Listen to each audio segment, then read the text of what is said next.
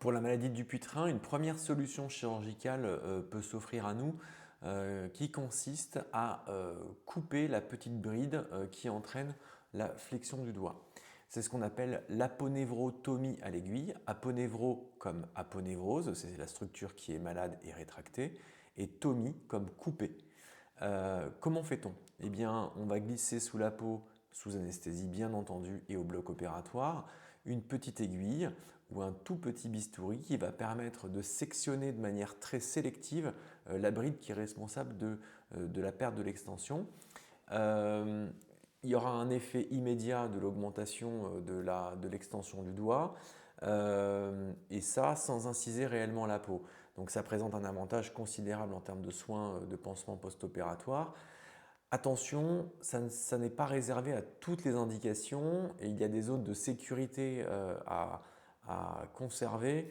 Il ne faut pas se risquer à abîmer les nerfs et les artères qui sont à côté de l'aponévrose malade. Il y a certaines localisations où les brides peuvent entraîner la spire des nerfs et des artères autour de la petite corde qui s'est formée.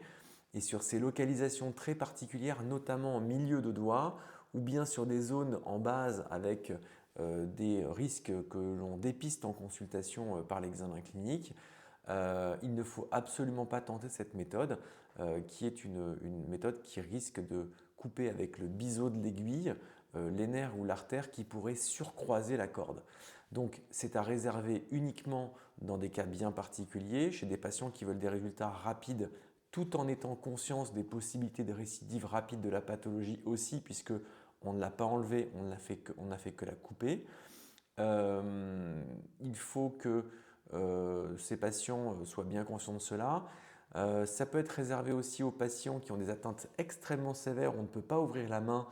On peut commencer par cette méthode en base ici dans la paume pour ouvrir la main pour pouvoir proposer cette chirurgie dans un second temps, là, une chirurgie un peu plus extensive, un peu plus lourde, une fois que la première phase sera réalisée. Donc il faut vraiment bien documenter le type de corde en consultation pour poser la bonne indication. Et bien entendu, ça restera une solution souvent temporaire. Il faut bien que les patients en soient conscients.